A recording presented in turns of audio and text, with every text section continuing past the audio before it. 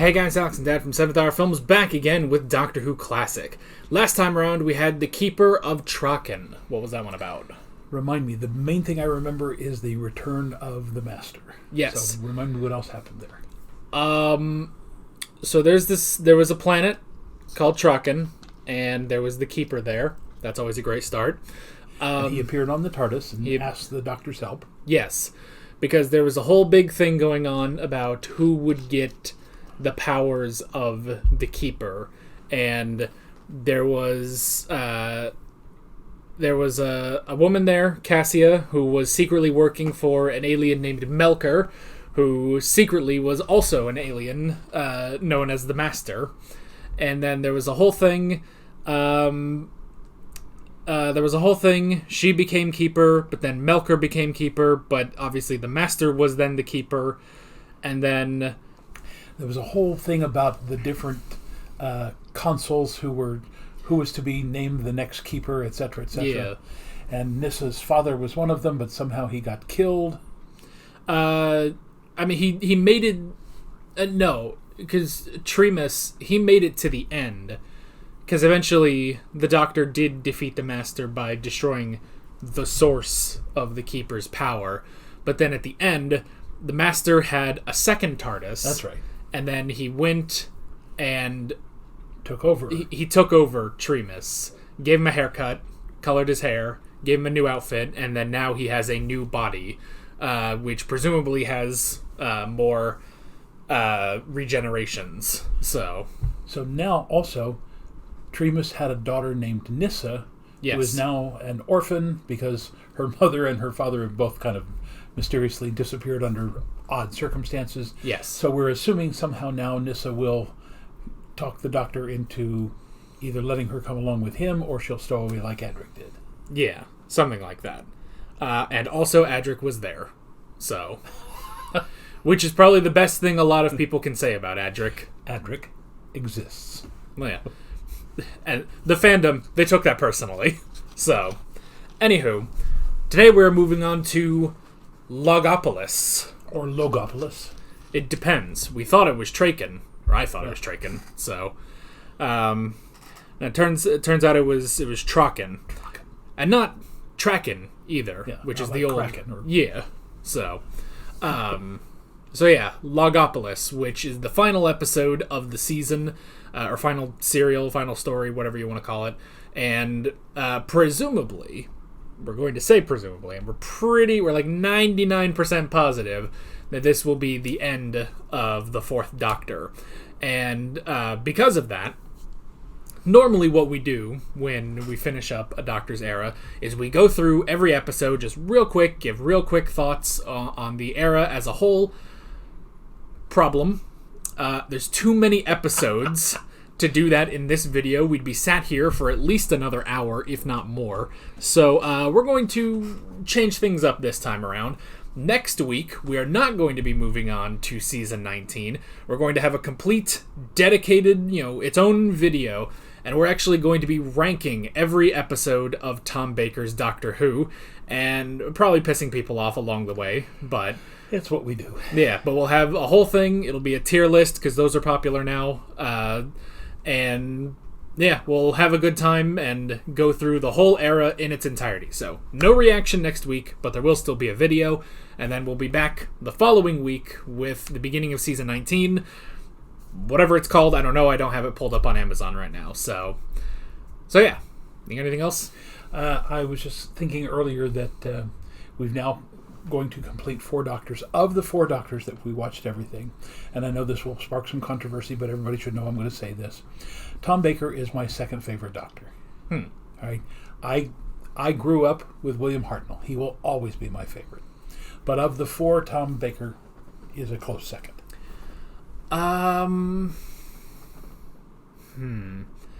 I'd probably say the same, although I would say my number 1 is still John Pertwee.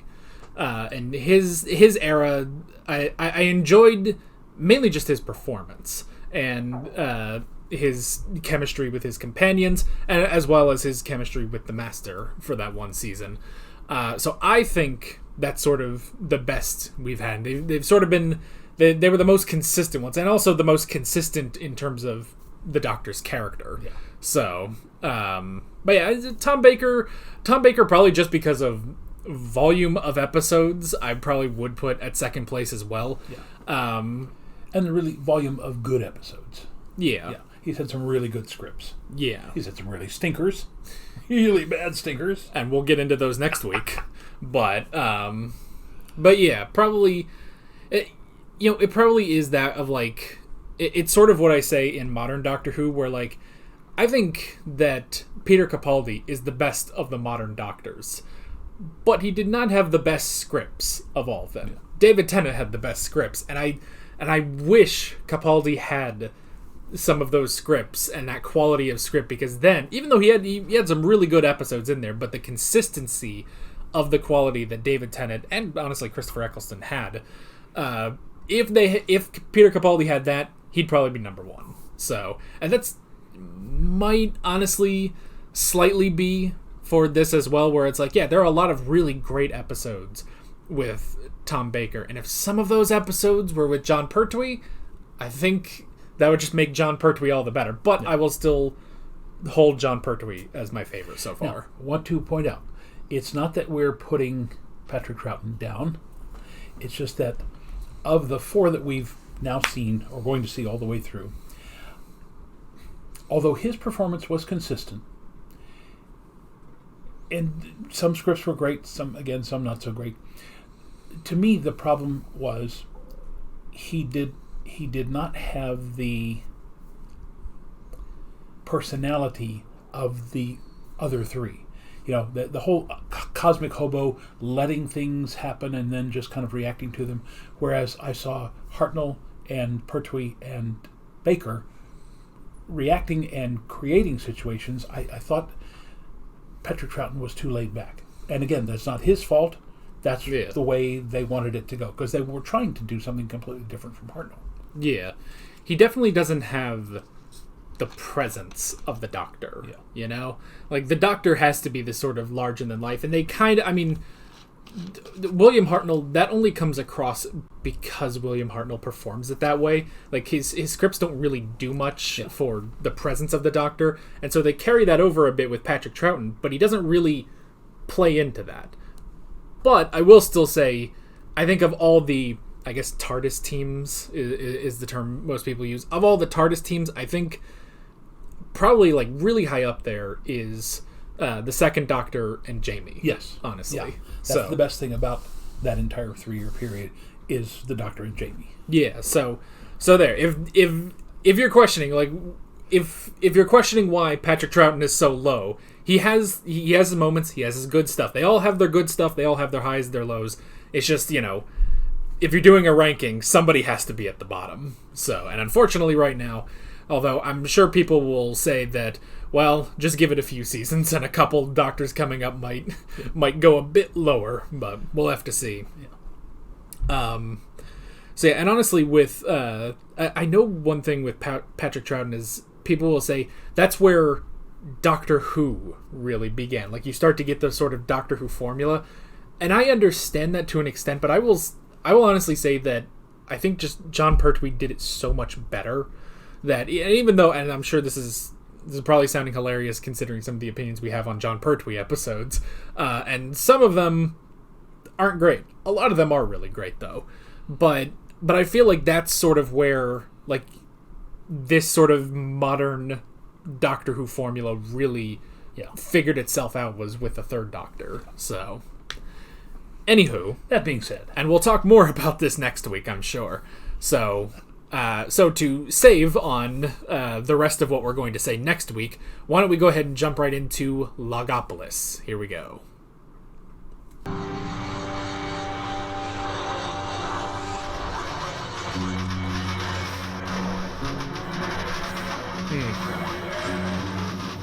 It's not the same police box anymore. It's not even the police box we thought it was. Sorry, Auntie. First flight nerves, I guess. Here, let me have a go. That's a good idea. I'm not having any luck here at all with it this morning. It's really very cold. There we go. It is rare to see a convertible in Great Britain. Uh, I've got the knack. You sure have. Smoking is not permitted. as a convertible that has seen better days. Yes. So is the TARDIS, for that matter.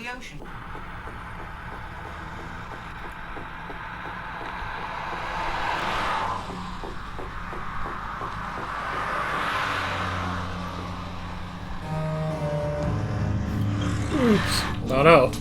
So the comedian circuit stopped Exactly. in Totter's yard. Yeah, in our Totter's yard. It was ages ago, it doesn't matter. She was in on Gallifrey for a pill. I bought it up. I thought she was yours. Well, on a sort of finder's keeper's basis, yes. I should have Squatters' rights. 2.6 meters off target. What a landing. It's not bad for the That's TARDIS. what I just said. What a landing. No, don't open the door. Aren't we going out there to measure it? Well, there's no need to draw attention to ourselves. There's a simpler way I can just organise it. The TARDIS and I are getting rather better at these short hops. You also got to angle yourself a little bit too. And that's block transfer computation. Well, it's a way of modelling space-time events through pure calculation. Really? No, transcendentally. It's quite hard to explain in a word. Creating solid objects through pure mathematics. Yes, I went into all, of course, when they first started doing the comedians in motion for me. It's highly specialised. But they say it'll work. Now see, this is mathematical excellence, Leg Adric. Okay, the mysterious man in white. Oh, please, dear. Do let's get a Oh yeah, I forgot the foot pump. No way. We used to have one of those on our Vauxhall. Much better to leave it to the Logopolitans. They do it standing on their heads. Not with a computer. Standing on their heads is an expression. Ah. As a matter of fact, they don't use computers. They use word of mouth.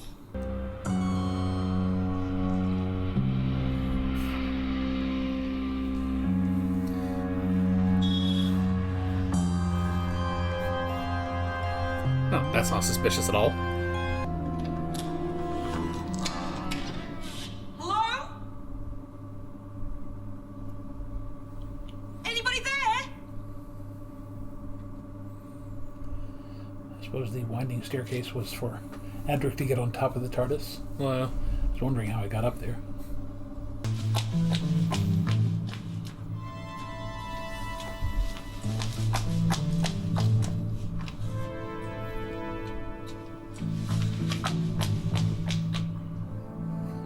It all looks the same, dear. well, Then you'd better come along with us.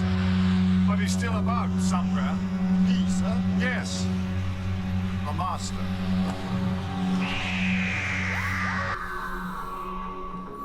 Yikes. well, that was a very interesting episode where nothing really happened. Well, he did shrink Auntie and the policeman. Yeah. Now, hasn't he done that before? He has. I think it was in The Deadly Assassin, where he shrank someone and put it in something. But yeah. So and at this point, I'm pretty sure that also means they're dead, too. So. I was going to say, yeah, how do you get Tegan back to her auntie unless they do like, was it Ben and Polly, and put them back right at the instant before they left? Well, yeah. So. You know, now this all makes me curious. How does Nyssa come back? Because Nyssa is clearly still on Traken. So, I don't know. Maybe... I seem to remember someone said she might have also been a last-minute addition. So, I don't know. But we'll get there when we get there. And for now, we have Tegan. So... Well, we have Tegan on the TARDIS, but she's nowhere near being a companion yet. Yeah, so... but yeah, it is an interesting episode if, you know, if sort of like, okay, so what's going on here? We know it's the Master, because we watched last episode, but the rest of it, like, you know, where are we going to go with this? But I'm very interested in the Logopolins. They seem like an interesting race. Don't use computers, speak every mathematical equation. That does sounds painful, but I think he called them the Logopolitans. Logopolitans, okay. So, But this reminds me of a joke I heard this week. This episode is kind of like a Mobius strip. You know what that is? So it only has one side. Because they keep going into the TARDISes only to find themselves back where they started from.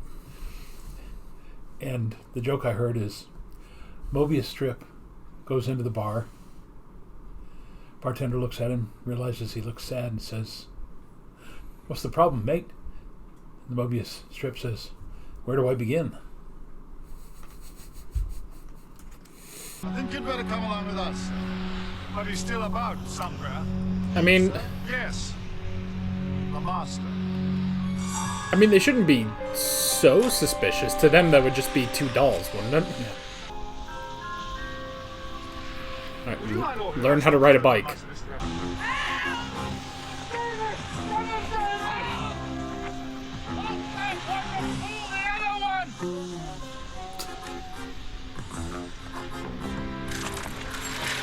Good job, Adric.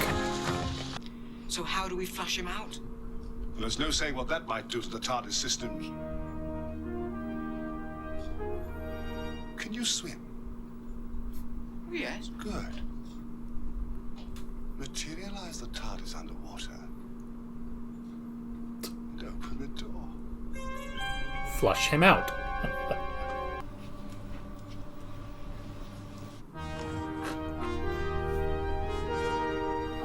I thought that'd be a perfectly simple explanation. You missed. On a barge. It's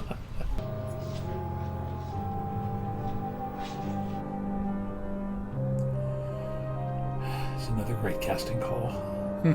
Elderly gentleman who can be quite elegant and appear to be partially balding, but with white hair. That settles it. She's got to come with us. Settles what? Now wait a minute, Doctor!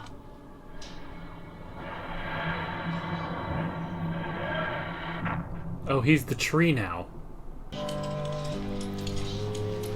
God, my head hurts just looking at this place. Recording the dimension. Oh, now it's a pillar. Now it's gone. Can you give me some idea how long we're going to be delayed here? Sorry, she's upset. You're right, I'm upset. Wouldn't you be? I've got a job to do. Adric! Oh, there's Nissa. Sir! How did you get here? A friend of the doctor's brought me. He's here somewhere. Who's Nissa? She's the friend who helped me on Traken. Can't you do something? Understand. You don't understand.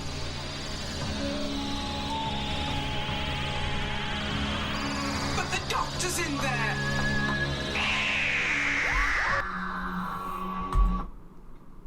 Alright.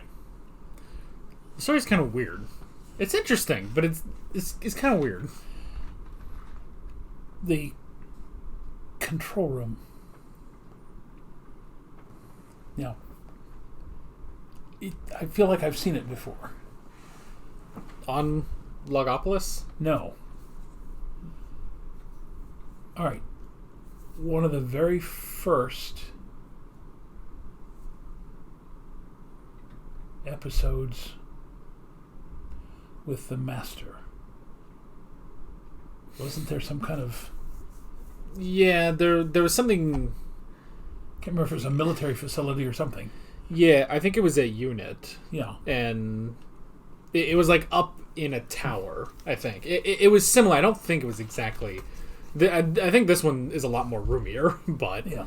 But it is similar, so maybe they're kind of calling back to that a bit. How did Nissa get there again? She said a friend of the doctor's brought her. Okay, well, there's a problem. As viewers, we know the Doctor doesn't have friends. And if it's the Master, would she not recognize the Master as her own father? Would she have known her father when he was that young? 'Cause remember, he was very old as Tremus, but then got much younger as the reincarnated Master. So the question is, if I saw you 30 years ago, would I recognize you? You might not. Alright. I guess that could be it. So, Well, you remember back in 2007 when I played Teddy Roosevelt and I had to shave off the beard and the mustache. That totally freaked you and your brother out. yeah. Well, because it's when you have a beard for my entire life and it's suddenly gone. Yeah, it is weird. So, it'd be the same. We should do that as like a prank someday to the viewers. We should just come in without beards and see how they freak out. I say that, except I don't want to do that. I don't either. Because I don't want to lose this thing. I've never... I don't know how many times you've ever shaved off your beard, other than the one, but I've never shaved this beard off since I grew it, so... Yeah, I only shave it off if it's necessary for a role. And actually the last time was, 16 years ago? So... Yeah, so I have actually... It's weird to... It sounds weird, but I've had this beard as long as I've had this YouTube channel, actually. So, I grew the beard around the exact same time I made this channel. So yeah, it's just kind of grown with the channel. So yeah, I have no intentions of ever shaving. I know Mom wanted me to shave it off for my senior picture, and I didn't. No. But yeah, it's like I'm too used to it. It's too nice. It's just, I don't know. We're not going to get into a discussion of beards here. Yeah, but... We've done that one before. Oh, yeah. Well, how do we get him out of this? Fault in the computation. Well, there must be something you can do to put him right. Take the machine to the central register. What are you going to do with it? The central register, quickly! There may soon be time. I mean, in theory, it should still be the same size on the inside. Yeah. Will he be all right, Monitor? If we can trace the error in time.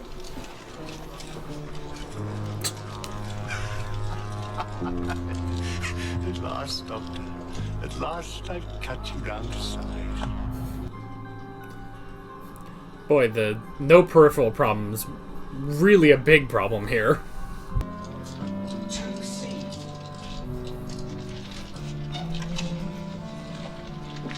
A0. 30. Oh, that's good. So in order to just keep filming here, they just sort of painted it on the wall back there. Yeah.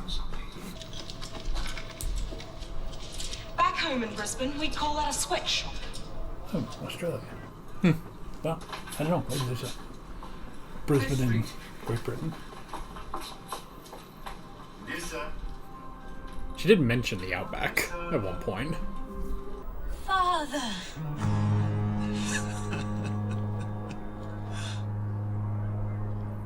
Well, that answers that And question. smile and talk to anybody? It doesn't answer the question of who brought her here. Numbers, and they have no need to smile. The master's already at work on Logopolis. I'm going to stop him if it's the last thing I do. Foreshadowing. You shouldn't have said that.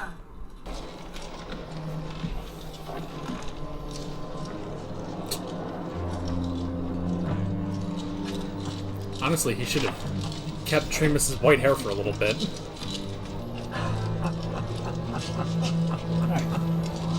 So Monica's already said nobody smiles, nobody does anything. Surely some of those people would notice that he was laughing.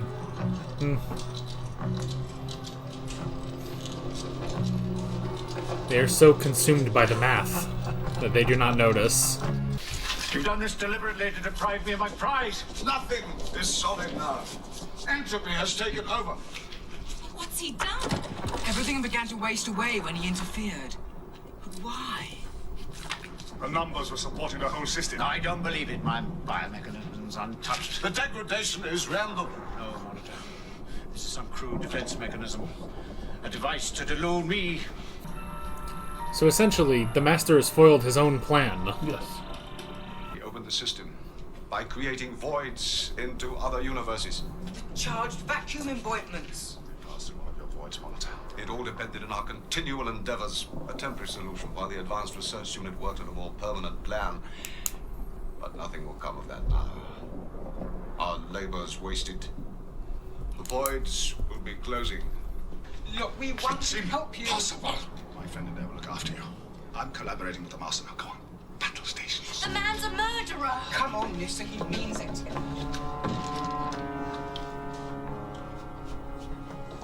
Together? last hope.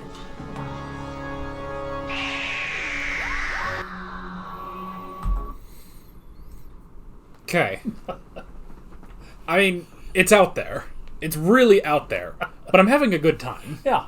I'm not talking much because we're trying to follow it, but yeah. Yeah. It's not just the end of the world, it's the end of the universe, unless the Doctor and the Master can stop it together. Yes. So, I don't want to try to go into how Logopolis, I guess they are the place of creation. They extend the life of the universe, and they were using the voids, which threw us into E-space in the first place, as a way of keeping the universe alive, but now all of that has come undone because of the Master. Yeah.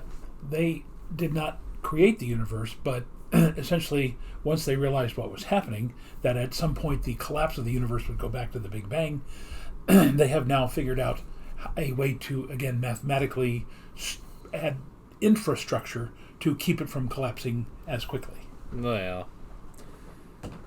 At least that's what my non-mathematical brain has been able to deduce. Yeah.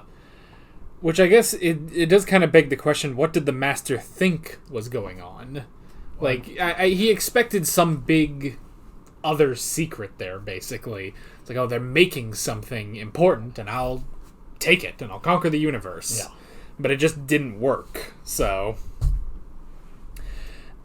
It is also interesting having an alliance with the Master, because I could see something like this happening with the Third Doctor, because there were plenty of episodes where the Master was the enemy. But here, that was a long time ago now, and the continuity in this season has really been ramping up, I feel like. You know, like, they've talked about Romana, they've talked about E-Space and stuff like that, which I know it's kind of simple, like, oh, they're referencing older stories and stuff. But I don't know why, for some reason in this show, it just seems, it's almost weird when they start referencing things from earlier. Maybe because all the episodes feel so self-contained, you know? But... Now, I do have one observation about the new Master. Whereas Roger Delgado simply was the Master. I mean, he was one of those guys that you believed what he was doing. You knew it was wrong. You knew he was going to fail. But this guy seems to have... He's trying... I don't want to say he's trying too hard, but he doesn't have the same, to me, self-conviction that Delgado had. You know, Delgado played it with ease. I mean, that's just who the character was. This guy is almost trying too hard.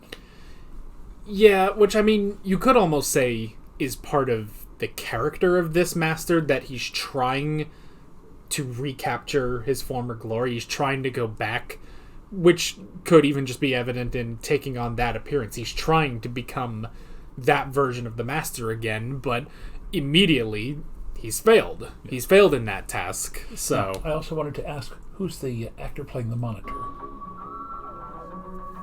John Fraser. I swear we've seen him somewhere before, too. I'm sure in the comments you'll tell me, but he does seem very familiar. Oh, yeah. You know, and the other thing with Nyssa does kind of feel, even though it does kind of work as to why Nyssa's here, it definitely feels like they didn't originally plan to bring Nyssa back, and then in the middle of writing the story, they were like, hey, why don't we also have Nyssa? And it's like, oh, well, I just wrote this, new companion, Tegan. It's like, I guess we can have Nyssa. It's like, how'd she get here? The Doctor's friend, whoever that is, which, I mean, they were already planning, what that guy is, but I don't know. It's a strange, kind of convoluted episode, but it's interesting. It's fun to watch. And I like Logopolis itself. It's an interesting world, so...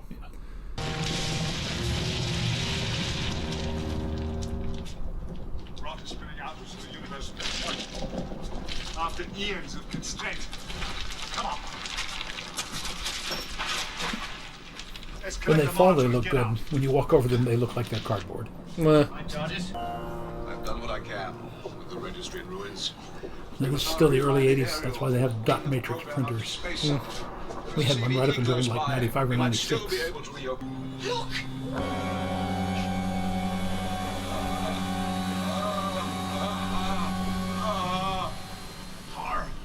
hardly more horrible than shrinking people. Punch him. Do what you like, Doctor. What's happening? We're being taken right out of time and space. One Okay. good lift deserves another, don't you think?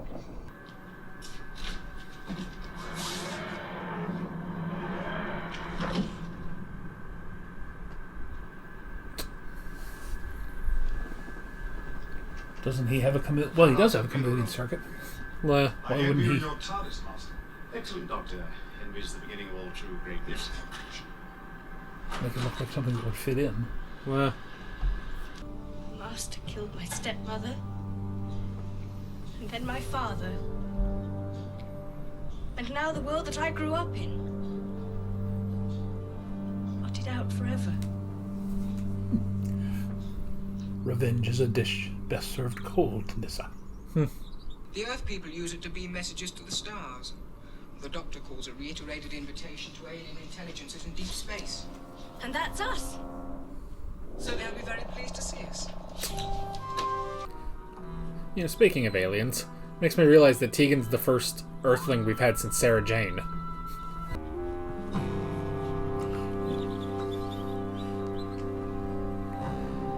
Because highly secure intelligence operations always have old barns on the grounds. Yeah.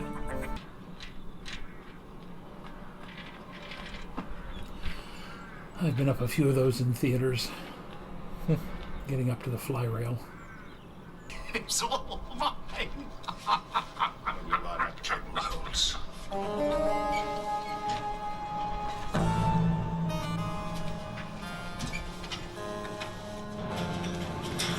Oh. Good job.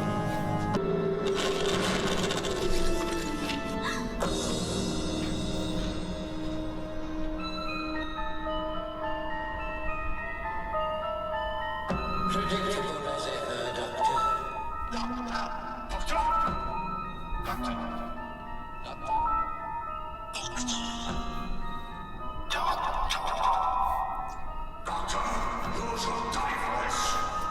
These are not the people you need to remember.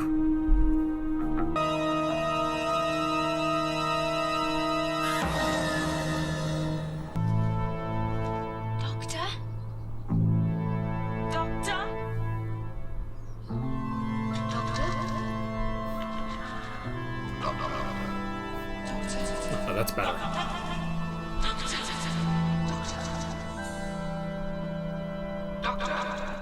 Doctor! The Watcher!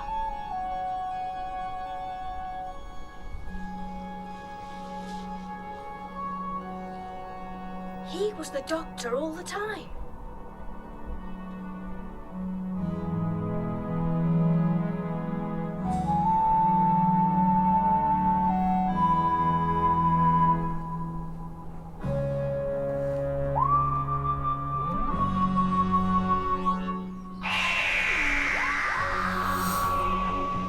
Alrighty. Ah, and they got both of them in there. Alright. That's one way to go, just fall down like 40 feet. Oh, it was way more than 40 feet. That had to hurt. Well, I guess you were right. You know, I'll show it to the camera so that they can see, and they can also see the difference between our handwriting too. While they're at it, you got it. The stranger, the Watcher.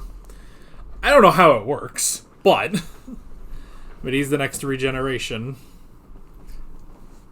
The way he kept talking to the doctor, and the doctor kept saying, you know, he knows the future, he knows how this is good. So it at the end of the last episode, I thought, what if this is essentially the new generation waiting to happen? Yeah.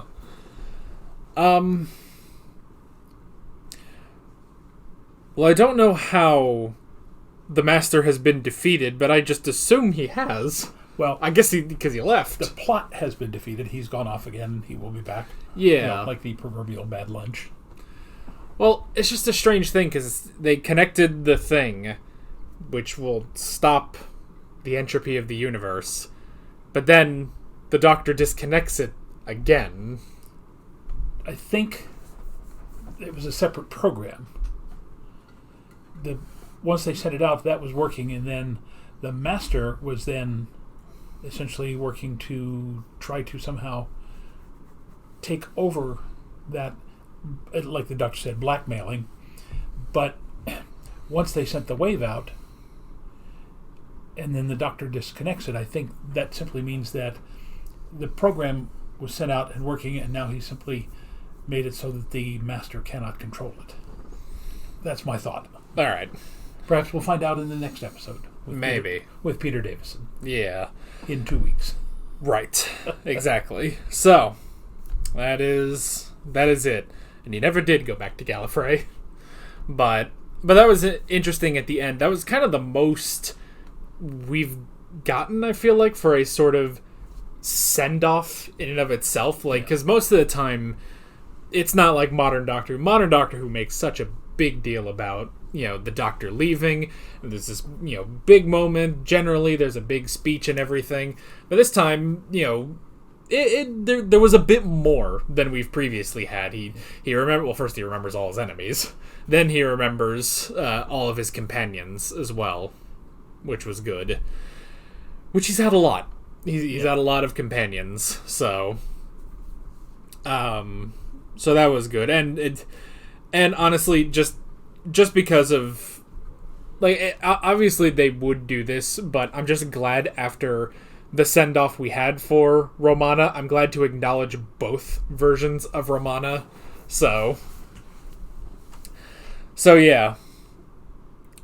And it's just really interesting just looking at this story as the introduction of Tegan as well. It's like, this is a weird episode to try to introduce a new companion on, like, the writer had to have known that this would be it. This would be Tom Baker's last episode.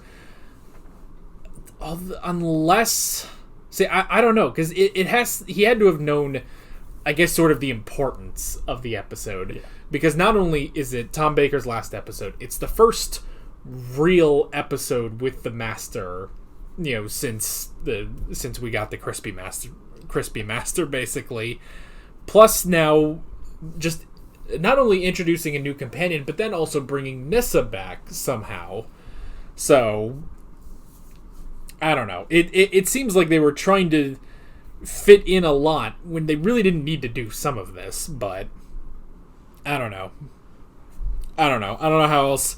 I mean, you could have just... The only thing I could think is if you had just saved Tegan for the beginning of season 19, but I don't know. I don't know any of the behind the scenes about it or anything. Yeah. So...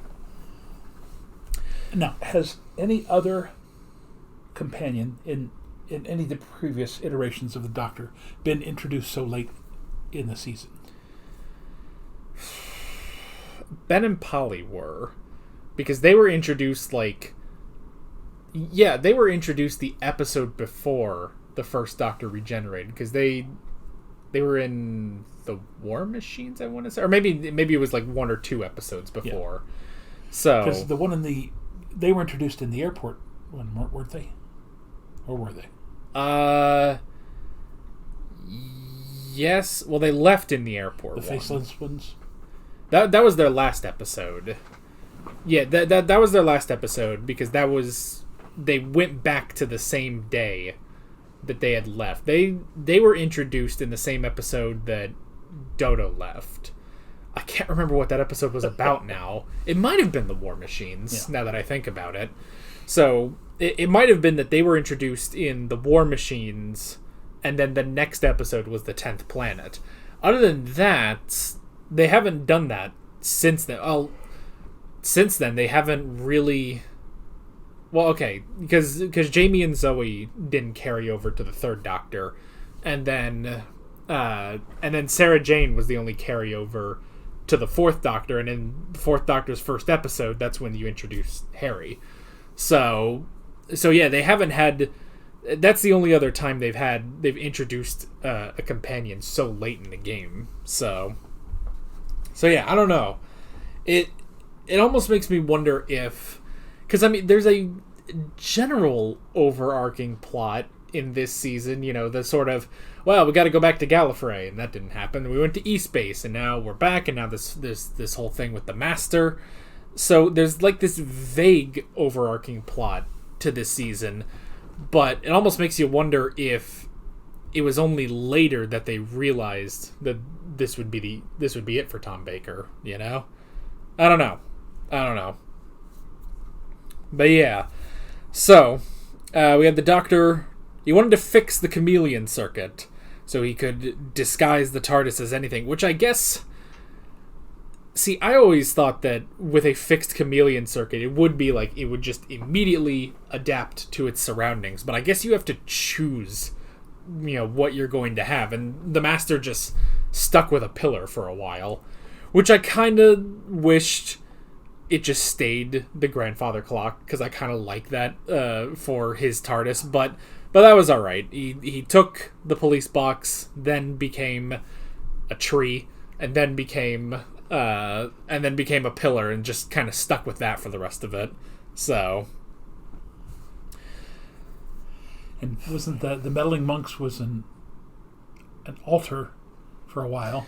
Yeah, but then it was also, didn't his change into a pyramid when they had to go back in time? I think his might have become like a sarcophagus or something. And then I remember the first Doctor went into his TARDIS and then like messed about with it until eventually he landed on the police box too.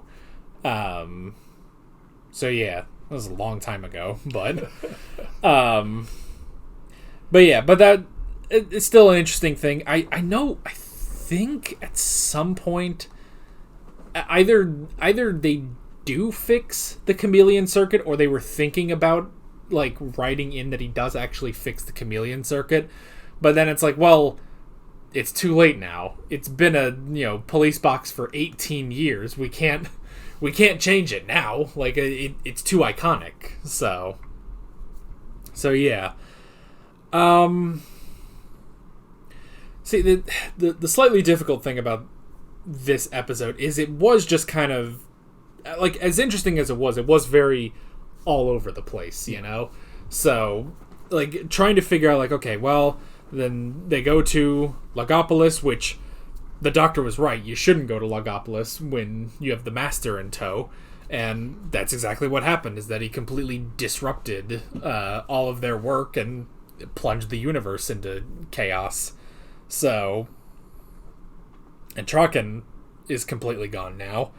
Well, they kind of had to do that, I guess, to keep Nyssa, because she would have asked to go back, I would assume. Yeah. Even though, her stepmother and her father were gone. Which begs the question, why is Tegan going to go with, if she's still... I mean, I guess it's that, she doesn't have her Aunt Vanessa anymore, but at the same time, you're back on Earth, so you could just stay there. But I think they were trying to set her up as being the adventurous type. The fact that she was training to be a flight attendant, or stewardess, whatever they were calling them back then. Yeah. And she wants to go places. She wants to see things. And I think she understands that going with the Doctor will be more of an adventure than anything she had planned. Plus, now that you've got a young, very good-looking Doctor, there might be something there as well. Because I don't want to say that they've set up any kind of romance between Adric and Nyssa, but there is a connection between the two of them. So maybe they were thinking that Tegan would be more of a not a romance, but a connection with the Doctor. Yeah, could be. Because they do. We'll have to see. We'll have to re-see, basically, the Fifth Doctor's personality, but he must be somewhat different to the Fourth Doctor. But that's always the thing, is, they always sort of bounce around. It's like, okay, older, younger, younger. Okay, now what do we do with that? How do you now differentiate the Fifth Doctor from the Fourth Doctor? So yeah, there could be something like that.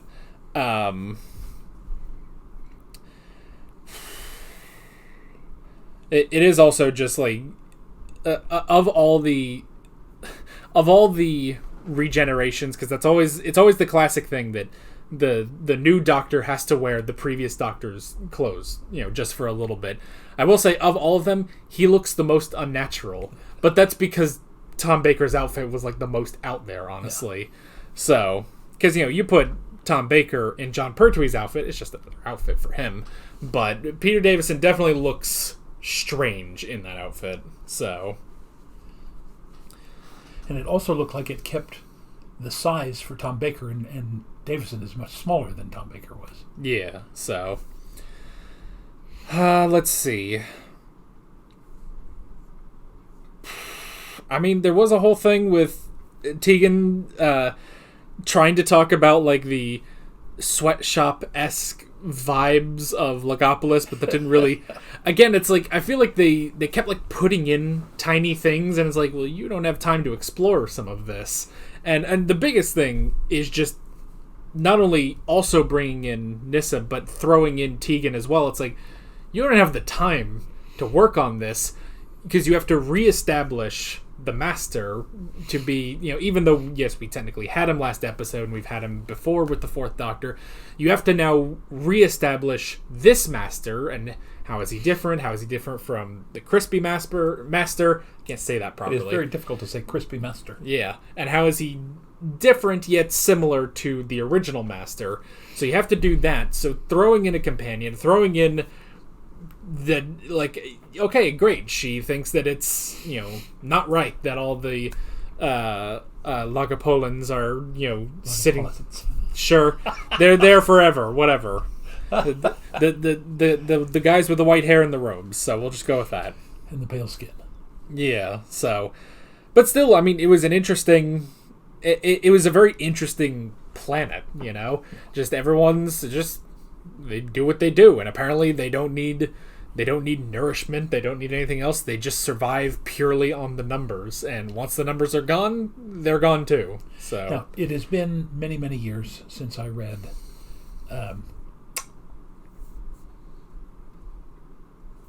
Restaurant at the End of the Universe and all of that Douglas Adams stuff, but in that, doesn't Arthur Dent ultimately find out that there's literally a group of people working to hold the universe together? I don't know. So I never read it. So maybe. But yeah, it could be. Which again, that's an interesting concept that they didn't create the universe, but their powers of math have just become so extraordinary that they can maintain the universe just through their numbers, and it's an interesting. It's an interesting way of portraying that they've recreated this laboratory, basically this station from Earth, and they've made it purely through math, and that's it. Yeah. So that's interesting, and just having them be a species that sort of, I guess they would rival the technological prowess of Gallifrey, that a Time Lord would go to them to fix up his TARDIS specifically. Yeah. So, I was kind of hoping we would see the TARDIS getting flooded, but that probably would have cost too much. They would have lost that set. They'd have to rebuild and everything. So, well, I thought they were setting that up to do just that, to rebuild the interior of the TARDIS, because we got a new Doctor coming up. Yeah. So, it is also just kind of strange that the Master foils his own plan. Like, we don't normally get that. Normally the Doctor will foil the Master's plan, and there's this whole big thing, and it's he never learns, he'll never conquer the universe or whatever, but he goes off, I'll get you next time, and I'll get you next time, Gadget, and it's all that. But this time he just goes, he disrupts Logopolis, and is like, well, you've just screwed everything up. So, but he was expecting some bigger secret, that there was, they were creating something that he could take, and it's just, no, they're just maintaining the universe through their math. So yeah, that was interesting. And again, that idea, and I again, it's been years since I've taught this, But I mean, that goes all the way back to the Renaissance, when people like Leonardo da Vinci and Galileo and some of them began to understand that most of life can be reduced to math and physics. There's the golden something, can't remember, but there's a golden ratio or something where everything essentially can be ultimately worked out with mathematics and physics. Yeah, and see, where you think of the Renaissance and a bunch of smart people, I think of the movie Pacific Rim, where in that movie there's Charlie Day and there's his buddy that's in that movie. His buddy, who actually was in Torchwood, the Doctor Who spinoff, as he was a major character in that. But he said something like, math is, the language of the universe. It is the closest thing to the word of God himself. And then Charlie Day's like, what are you talking about? So, and of course, this is all just in relation to big giant kaijus coming through a rift in the ocean. But yeah, so it's a fun movie. Go check it out if you haven't. I've never seen the sequel. I hear the sequel's not, even for Pacific Rim fans, I hear the sequel's not that good. So it's got to be pretty bad then. Anyhow, so see, that's what you get when you join into these reactions. You get great historical references. You also get dumb movie references. So, but what more would you expect from Doctor Who, honestly? Because that's kind of what you get with the show, is you get these interesting historical references, and you get goofy aliens who speak math and create the universe, So, anywho, so I do also like that they tie it back around to going through E-space. Again, it's like, I wonder if, because I know, there's no real writer's room, it's not like a modern show where it's like, all right, all 10 of our writers for this season, we sit down, we go through, we figure out all the plot, and then, we figure out each episode, then we hand off those notes to the writer of that episode, and they go off and do it. It's just, hey, you're doing this episode, it's called Logopolis, So, but it makes me wonder if, I guess, JNT, the showrunner, I put it in quotes so people don't have a heart attack, the showrunner of the series now, it makes you wonder if he did think of a sort of arc through this season. But if that was the case, I feel like we wouldn't have drastically changed our companion roster throughout the whole thing, where it's like, well, we have Romana, then we get Adric, then we lose Romana, then we get Nyssa, then we don't get Nyssa, then we get Tegan, then we get Nyssa again, then we get a new Doctor. And all of that on the the real thing that makes me think this wasn't planned is that from the beginning of this season, we got to go to Gallifrey. We got to go to Gallifrey. Romana has to go back to Gallifrey. Her time, is done with, the Key of Time mission. That's all done. She has to, go back and do all of that. And it's 7 stories later, and he still hasn't gone back to Gallifrey. Romana can't go back to Gallifrey. And she's broken, the cardinal rule of Time Lords. And that's a major thing. She broke the biggest rule of Time Lords. But we'll never see what happens to that because she's gone. That's it for her character. She'll come back in the audios or something like that. But she could also come back in New Who if they would ever get around to, watching all of these. Yeah, so yeah, they could they could have done that, and then they could, this could have been, thought through, but I get the feeling it wasn't. I get the feeling it was 7 episodes, and then maybe just because it's the same showrunner through the whole season, it's like, well, okay, I'm going to make, I'm going to, insert these little things in here, and maybe in this episode, it's like, okay, we just, brought in Tegan, we just cast her, but we do kind of like that Nyssa girl. We could bring her in too. All right, the Doctor can have 3 companions again. He used to have 3 companions back in the day. So we can do that. And there's this whole thing. And then, we'll bring in this one, it's a fine reintroduction of the Master, but it's going to be Tom Baker's last. So I'll throw in this thing of this, this mysterious person who, is always in the distance until, he comes in and he is the next Doctor. But they never fully explain that. And of course, I do find it kind of weird. We never get, 5 seconds with the new Doctor before the episode ends. That's always been the case in Classic Who. It's like, oh, here's the new Doctor. We'll see you next week. Or, 7 months from now when we get back to the next season. So, not that we need a big scene or anything, but he doesn't even say anything before we cut away. So yeah, it's I get the feeling it's more of that. It's just, because also, when it's, oh, well, we went through this whole thing, this whole big story. We started with the Leisure Hive. That was not part of any other story other than itself. I can't even remember if that episode brought up...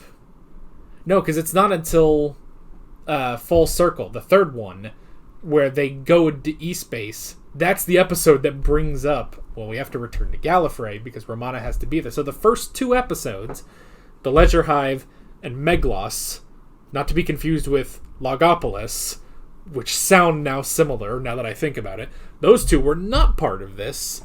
So I don't know. It's a whole big messy season that just kind of works out, I remember there was someone who was talking about the second season of a show, and they were like, the second season is basically a car crash that perfectly parallel parks. The ending of it is great. The rest of it, boy, that was a wreck. And that's kind of, it's kind of what this feels like, is that it's we just had this weird car accident that we couldn't take our eyes off of for 7 stories. But hey, it landed on its wheels and everybody inside is okay. So, that worked out. Okay. Anywho. I feel like I just went on a weird rant about nothing. So. That's just what we do. Yep. So. That's our brand. You got anything else about this episode? Nothing. All right. Well, next time we did say we were going to be ranking all the episodes of Tom Baker's era. I wonder how many episodes that actually is. It's 7 times 26. Well, it doesn't fully work because normally there's. Okay, so let me see. Well, I guess it should be I don't know. I was gonna try to count because of how many thumbnails I have, but then there's the double episodes and stuff. So, okay, well, we'll get to it, and I'll have a whole thing set up. We'll have a tier list. We'll go through all the thumbnails like we normally do. It'll be a whole nice big thing, and then the next week we'll move on to. Stand by. Wait for it. Let me. 19, which is Castrovalva. Right. That'll be the next one we do, and we'll be into 1982 apparently. So January 1982. Yep. So that'll be what we do, and the only reason we're doing this, and we're not taking the time now to talk about all of Tom Baker's episodes, is there's just too many. So yeah. Anywho, that is basically it. With all that being said, we're Alex and Dad from 7th Hour Films, and we will see you guys next time. Take care. Alright guys, thanks for watching this video. There's a bunch of links on screen if you want to go click around any of those. There's a playlist for all of our Doctor Who classic reactions, as well as another playlist for all of my modern Doctor Who reactions if you want to go check those out. There's also a subscribe button and a Patreon button on screen, as well as other links in the description if you want to go check out any of those. See you guys later.